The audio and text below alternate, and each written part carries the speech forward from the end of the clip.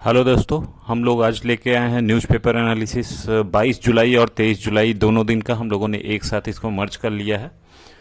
आज के वीडियो में हम लोग देखेंगे पर्सनालिटी ऑफ द डे, जो कि हमारी जो करंट में प्रेसिडेंट चुनी गई हैं उनके बारे में जानेंगे। इनके बारे में पहले भी एक वीडियो आया था, लेकिन उसमें कैसे इस जानकारी को यूज कर सकते हैं आप, कैसे उससे रिलेटेड क्या क्या टॉपिक्स हैं जो कि अभी प्रिपेयर कर लेना अच्छा रहेगा, तो उस चीज़ को भी हम लोग जान लेंगे।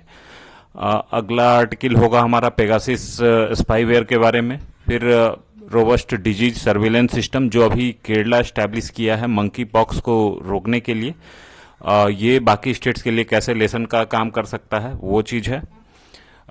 रुपी अभी डिप्रिसिएट करता जा रहा है, तो उसके पीछे का कारण क्या है, क्या स्टेप लिए जा रहे हैं और क्या किया जा सकता है, तो ये सारी बातें हम लोग देखेंगे। और insolvency and bankruptcy code IBC, इस पे अभी एक कोर्ट की रूलिंग आई है, उससे क्या इम्पैक्ट पड़ेगा उसके बारे में जानेंगे। और डाटा जेम्स में कुछ डाटा है उसको हम लोग यूज कर सकते हैं डायरेक्टली, तो वो जानेंगे। और जो प्रीवियस डे का मौर्यन आर्किटेक्चर पे जो क्वेश्चन था उसका हम लोग मॉडल आंसर देखेंगे। तो हम लोग शुरू करते हैं अपना आज का वीडियो। तो आज की हमारी पर्सनैलिटी द्रौपदी मुर्मू जी हैं, जिन्हें कि इंडिया का 15वां प्रेसिडेंट के तौर पे चुना गया है। वो प्रेसिडेंट पद पे जाने वाली पहली ट्राइबल हैं और दूसरी महिला हैं। इसके पहले प्रतिभा पाटिल जी थी। तो उनकी अगर जर्नी को हम लोग देखें तो एक ऐसी लड़की जो कि अपने डिस्ट्रिक्ट, अपने गांव में, जो उनका डिस्ट्रिक्ट है मयूरभंज, वहां से पहली महिला बनी जो कि कॉलेज गई, वहां से ग्रेजुएशन किया, अपना कैरियर शुरू किया एज ए स्कूल टीचर।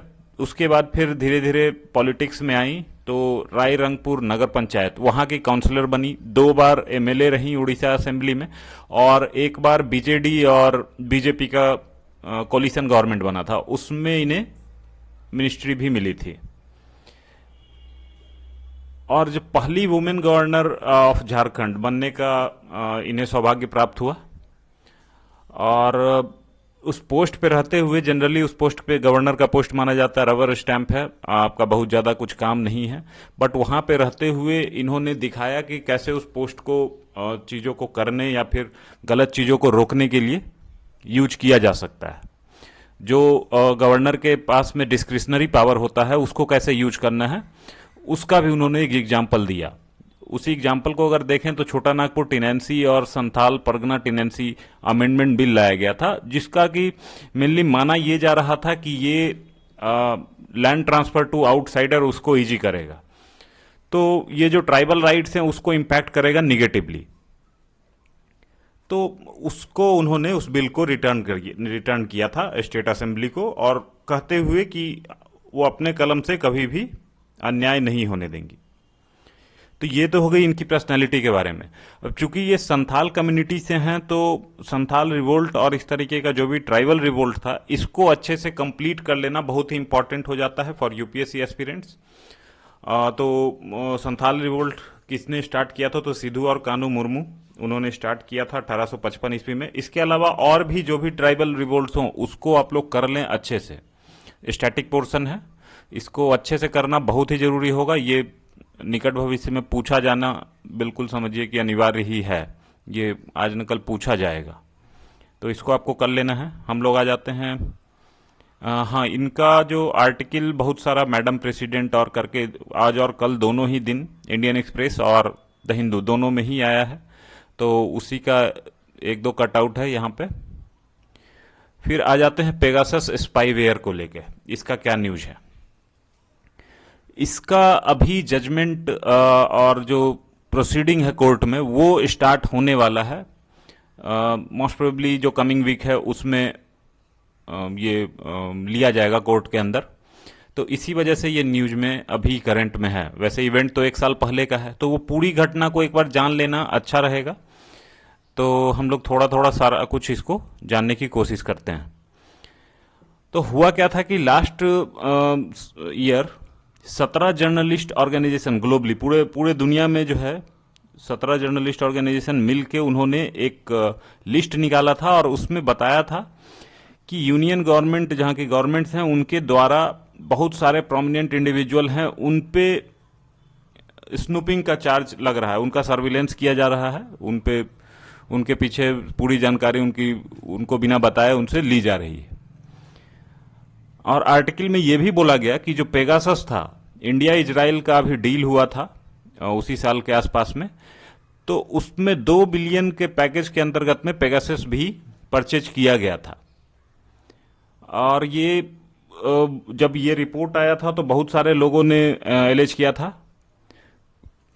और उसके खिलाफ वो सुप्रीम कोर्ट में गए थे। सुप्रीम कोर्ट में जब गए थे तो सुप्रीम कोर्ट ने सेंटर को बोला कि आप एफिडेविट फाइल करो कि क्या इसका यूज किया गया है इंडियन सिटीजन के ऊपर।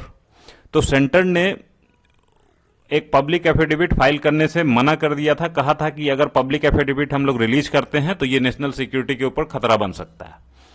इसी के बाद जो सुप्रीम कोर्ट थी, सुप्रीम कोर्ट ने एक कमिटी बनाई, जो फॉर्मर सुप्रीम कोर्ट जज थे आरवी रविंद्रन जी, उनके नेतृत्व में, और उनको बोला कि आप इन्वेस्टिगेशन करें पेगासस के अंतर्गत में और रिपोर्ट सबमिट करें। तो वो रिपोर्ट अभी सबमिट होने वाली है। अब हम लोग थोड़ा बहुत पेगासस स्पाईवेयर के बारे में जान लेते हैं। ये क्या है कि आपके फोन पे जो कॉन्टैक्ट डिटेल, फोटोज, उसको तो बिल्कुल इजीली एक्सेस कर ही सकता है। उसके अलावा आपके मोबाइल का कैमरा, माइक्रोफोन यूज करके आपका खुद का मोबाइल आपके खिलाफ as a spying device use हो सकता है बिना आपकी जानकारी के। और क्या है कि ये जो है टारगेट इंडिविजुअल जो है उसके द्वारा कोई भी एक्शन नहीं लिया गया है। जनरली क्या होता है, कोई भी स्पाईवेयर अगर आता है तो उस स्पाईवेयर में कोई मैलिशियस कोड है, उसको आप क्लिक करेंगे तब ये एक्टिवेट होता है। लेकिन इसमें यह बात नहीं है, ये बिना किसी एक्शन के भी एक्टिवेट हो जाता है। इसका एक एग्जाम्पल देख सकते हैं कि 2019 में व्हाट्सएप ने एक स्टेटमेंट रिलीज किया था कि पेगासस जो है आपके फोन में इंटर कर सकता है अगर व्हाट्सएप के थ्रू कोई कॉल आया है और उस कॉल को आपने अटेंड भी नहीं किया, फिर भी सिर्फ कॉल आ गया मीन्स आपका फोन इन्फेक्ट हो सकता है। उसके अलावा अगर फिजिकली फोन आपका अवेलेबल हो जाए तब तो हो ही जाएगा। उसके अलावा क्या है कि जो वायरलेस ट्रांसमीटर है उसके थ्रू भी इस स्पाईवेयर को आपके फोन में डाला जा सकता है। इंडिया में गार्जियन जो न्यूज़पेपर है उसके द्वारा बोला यह गया था कि एमनेस्टी इंटरनेशनल का सिक्योरिटी लैब उसने 67 फोन्स को जो इंडियन नंबर से अटैच थे उनको चेक किया। उस चेकिंग के दौरान में यह पाया कि 23 फोन 67 में से 23 फोन्स ऐसे थे जो सक्सेसफुली इन्फेक्टेड हो चुके थे और 14 में दिख रहा था कि इसमें पेनिट्रेशन की कोशिश की गई है। और जो इजराइल है, इजराइल में जो पेगासस है उसको साइबर वेपन के तौर पे ग्रेड किया गया है और इसको सिर्फ गवर्नमेंट एंटिटीज को ही बेचा जा सकता है, जैसा उनकी पॉलिसी के अंतर्गत में बताता है। तो ये दिखाता है कि पॉसिबिलिटी है इंडियन गवर्नमेंट के द्वारा परचेज किया गया हो और अगेंस्ट इंडिविजुअल ये चीज यूज किया गया हो। तो ये प्राइवेसी, राइट टू प्राइवेसी जो हम लोग को दिया गया है कॉन्स्टिट्यूशन के द्वारा, उसके अगेंस्ट है। ये बात मैंने आपको बता दी कि सुप्रीम कोर्ट ने सेंटर को बोला था आप एफिडेविट फाइल करें, लेकिन सेंटर ने मना कर दिया था। इसी के बाद वो कमिटी बनी थी। अब देखें कि सर्विलांस स्टेट के द्वारा अलाउ किया जाता है कि नहीं किया जाता है। तो दो एक्ट हैं जिसके अंतर्गत में स्टेट सर्विलांस का परमिशन स्टेट को मिलता है। एक है सेक्शन 5, उसके अंदर में सब क्लाउज 2 इंडियन टेलीग्राफ एक्ट 1885 का और इंफॉर्मेशन टेक्नोलॉजी एक्ट 2000 इसका सेक्शन 69। इसके अंतर्गत में दोनों में ग्राउंड लगभग सिमिलर है, थोड़ा बहुत अंतर है। लेकिन मेजर ग्राउंड अगर हम लोग देखें तो यही है कि sovereignty and integrity of the nation, देश की संप्रभुता और एकता, इसको अगर कुछ से खतरा होता है तो उसमें सर्विलेंस किया जा सकता है। सिक्योरिटी ऑफ द स्टेट, हमारे जो देश हैं बाकी बाहर के जो फॉरेन कंट्रीज हैं उसके साथ में फ्रेंडली रिलेशन की बात, फिर पब्लिक ऑर्डर मेंटेन हो या फिर कुछ वैसा ऑफेंस हो सकता है, संभावित है, उसको रोकने के लिए भी इसके अंदर में सर्विलेंस का मेजर स्टेट रिसॉर्ट कर सकती है। लेकिन सेम अगर देखें कि आईटी एक्ट के सेक्शन 66 में ही ये चीज बोला गया है कि अगर कोई भी आदमी इस तरीके का रिसॉर्ट करता है सर्विलेंस की ओर तो उस पर पिनल एक्शन लिया जा सकता है। तो ये थोड़ा सा कॉन्ट्राडिक्टरी यहाँ पे है। तो ये जजमेंट जब आएगा तो और भी डिटेल्ड इसके बारे में हम लोग को जानने को मिलेगा, क्या क्या चीजें हैं, जजमेंट क्या आता है, फिर उसका क्या इंपैक्ट पड़ेगा, वो चीजें फिर जजमेंट आने पे हम लोग बात करेंगे।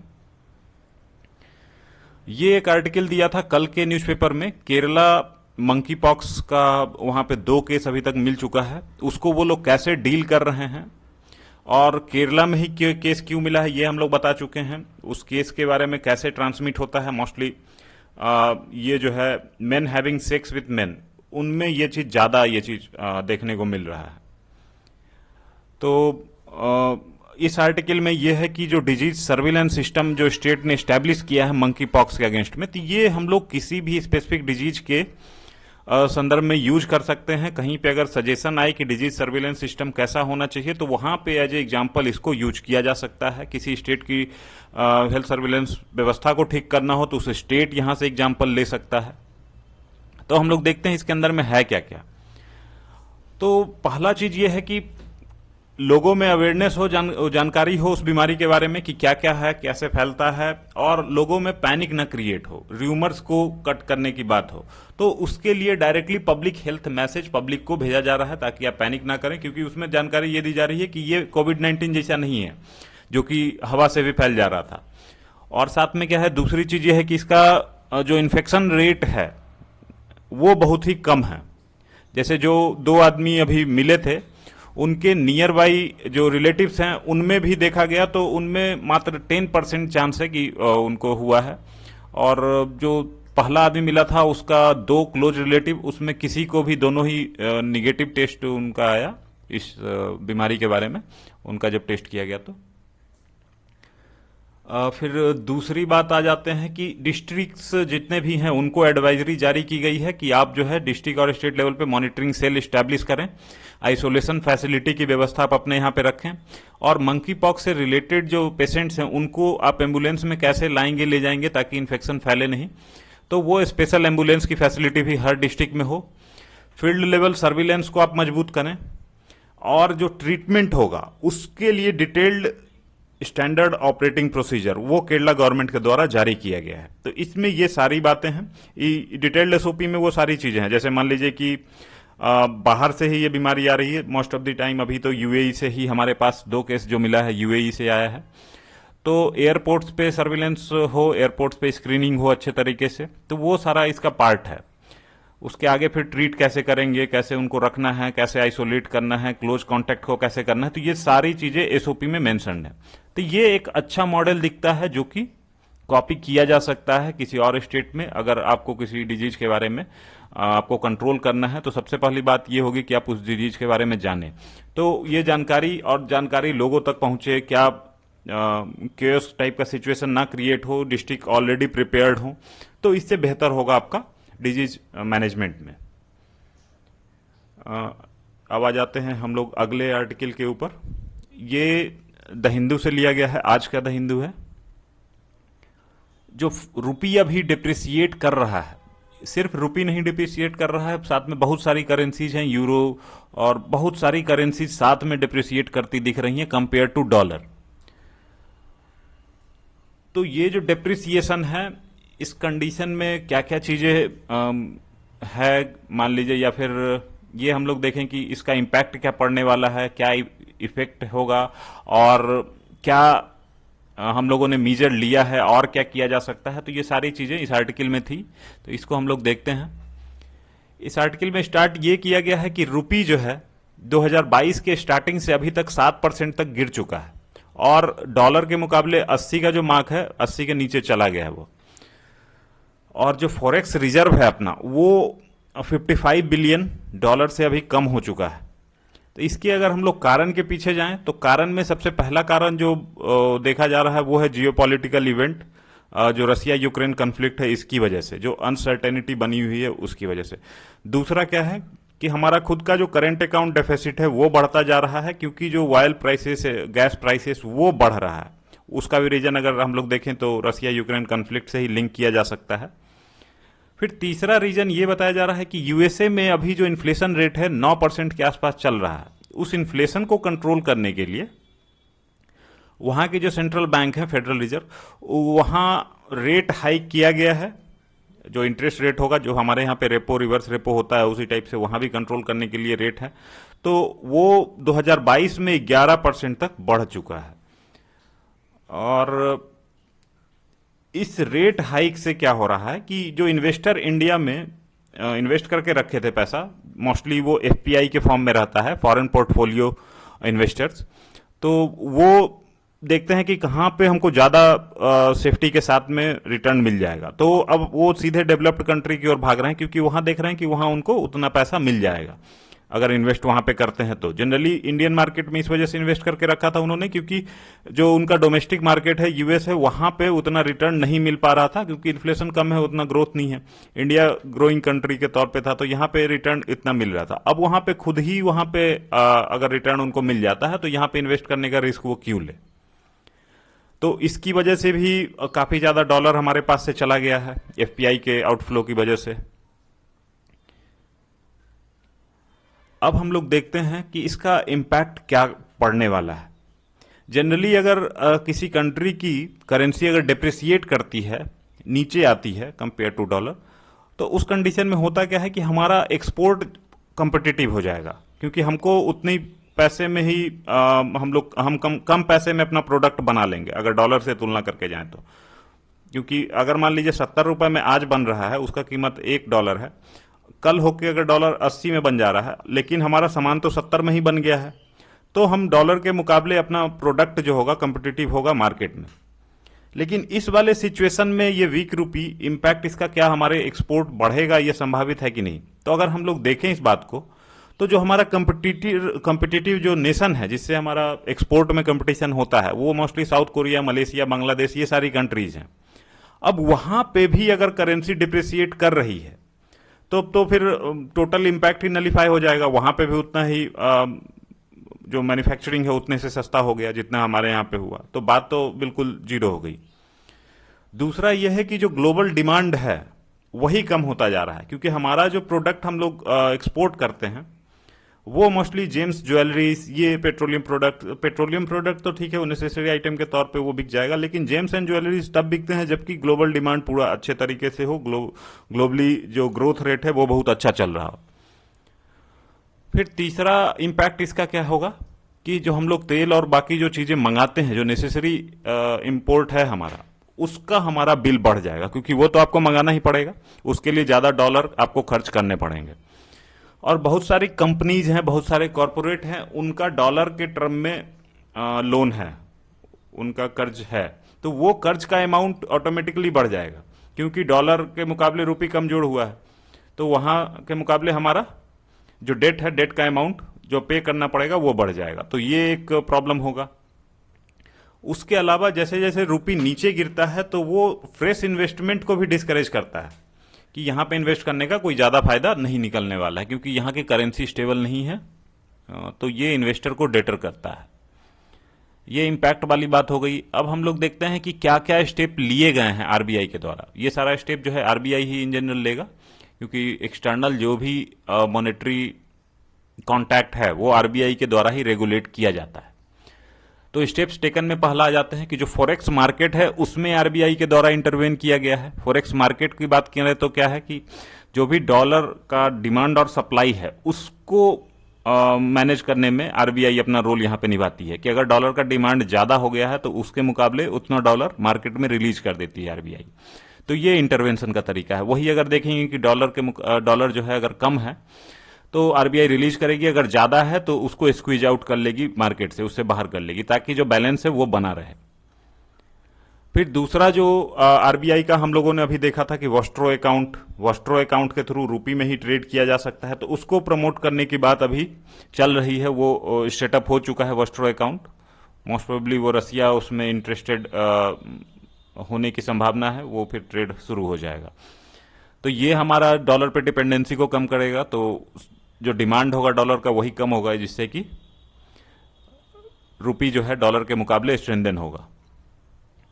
फिर हम लोग जो नॉन रेसिडेंट एक्सटर्नल डिपॉजिट, हमारे यहाँ पे जो बाहर से पैसा आ रहा है उस पे हम लोग क्या देते हैं, डिपॉजिट करते हैं। जो एनआरआईज हैं वो अपना पैसा अगर यहाँ पे डॉलर के फॉर्म में डिपॉजिट करते हैं तो उनको हम लोग इंटरेस्ट रेट देते हैं। तो उस पे हम लोगों ने इंटरेस्ट रेट बढ़ा दिया है ताकि वहां से पैसे को हम लोग अट्रैक्ट कर सकें, ज्यादा डॉलर हमारे पास आ सके।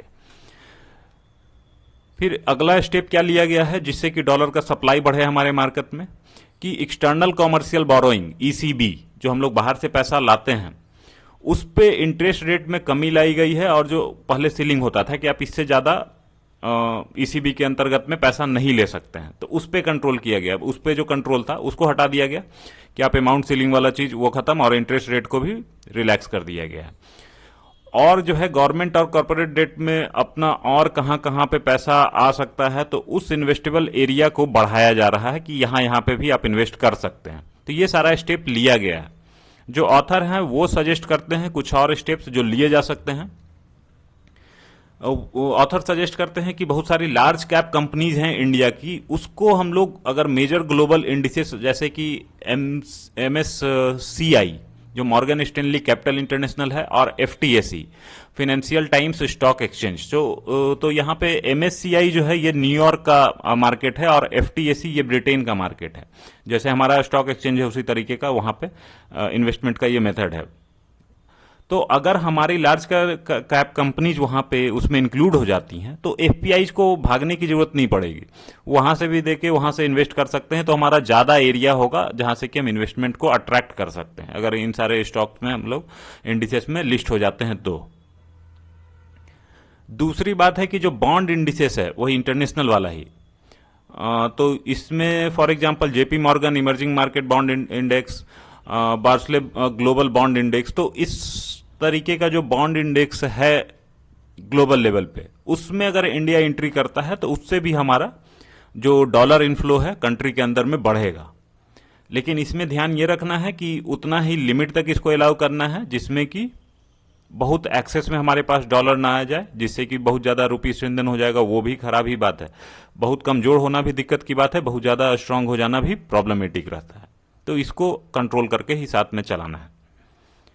तो इस आर्टिकल में इतना है। आगे आते हैं हम लोग। ये अभी एक रूलिंग आई है आईबीसी को लेके, insolvency and bankruptcy code of India, जो कि हम लोग जो एनपीएस हो रहे थे उसको रिजोल्यूशन के लिए हम लोग इसको लेके आए थे। लेकिन अभी जो रूलिंग आया है उसमें क्या बात है, उससे क्या इंपैक्ट पड़ेगा, उसी चीज को इस आर्टिकल में बताया गया है।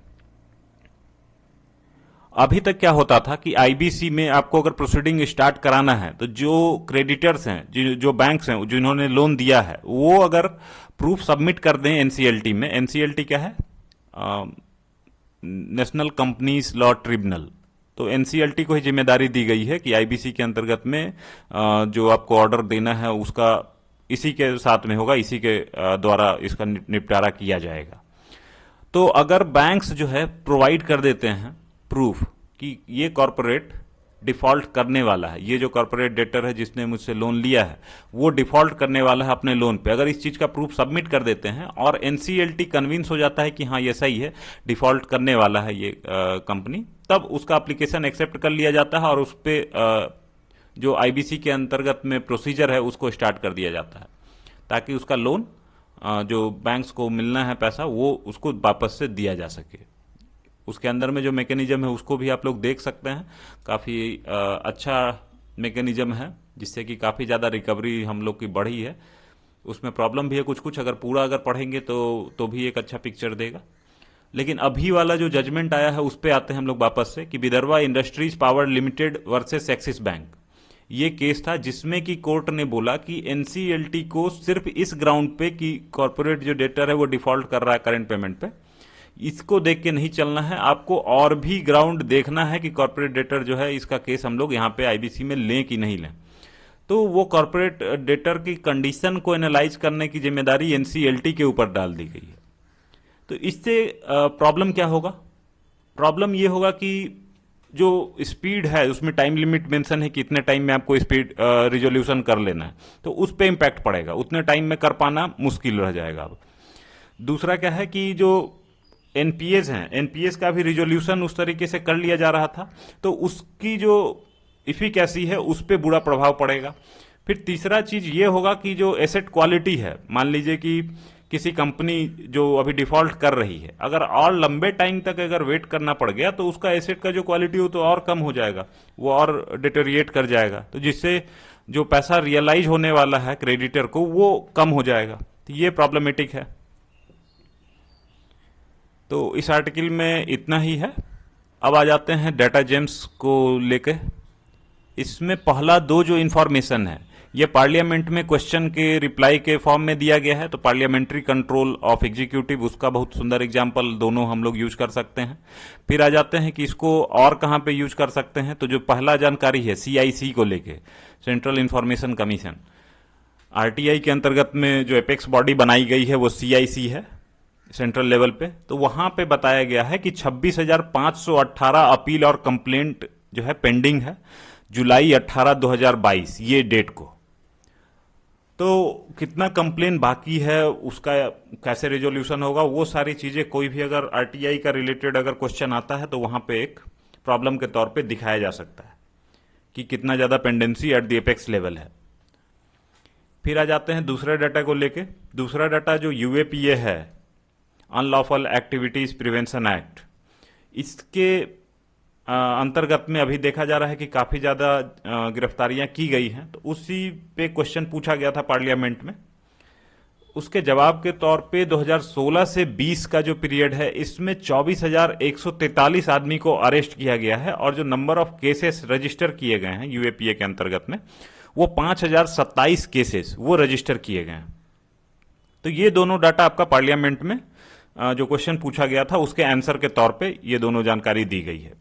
तीसरा डाटा आपका इंडिया का जो रेमिटेंस अर्निंग है उसको लेके। रेमिटेंस अर्निंग क्या होता है, जो इंडियन बाहर चले गए हैं वहां से अपना पैसा कमाते हैं और वापस देश में भेजते हैं, तो ये रेमिटेंस अर्निंग को लेकर के है। तो इंडिया का जो रेमिटेंस अर्निंग 2021 में रहा वो $87 बिलियन, ये इनका टोटल कंट्री का रेमिटेंस अर्निंग रहा, जो कि आपका लो एंड मिडिल इनकम कंट्रीज जिसमें कि आपका चाइना और मेक्सिको ये सारी कंट्रीज भी इंक्लूडेड होंगे, तो उसमें सबसे टॉप पे इंडिया का रेमिटेंस रहा है।